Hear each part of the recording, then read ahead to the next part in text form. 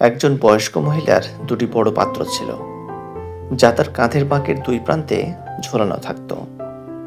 একটি পাত্রের মধ্যে সূক্ষ্ম একটি ফাটল ছিল, কিন্তু অন্য পাত্রটি ছিল নিখুঁত, এবং নদী থেকে জল আনার সময় একটি পাত্র পুরোপুরি জলে ভর্তি থাকত আর অপরটি জলপূর্ণ থাকত।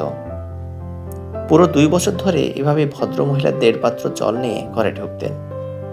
অবশ্যই নিখুঁত পাত্র তার পূর্ণতার জন্য ছিল গর্বিত, কিন্তু বেচারা পটকা পাত্র নিজের অপূর্ণতার জন্য লজ্জিত ছিল, এবং তার মনে দুঃখ ছিল যে পুরো জল কখনোই বহন করতে পারে না।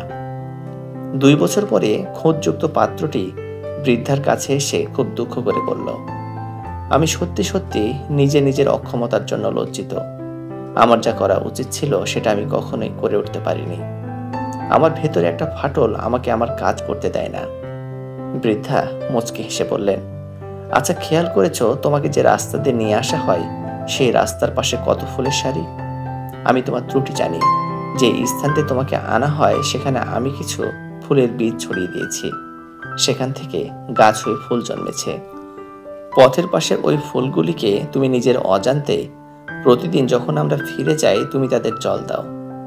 আমি 2 বছর ধরে ওখান থেকে ফুল তুলে এনে আমার টেবিলে সাজিয়ে রাখি। তুমি অপূর্ণ না হতে তাহলে ফুল ফুটতো না, এ ফুল আমি পেতাম না।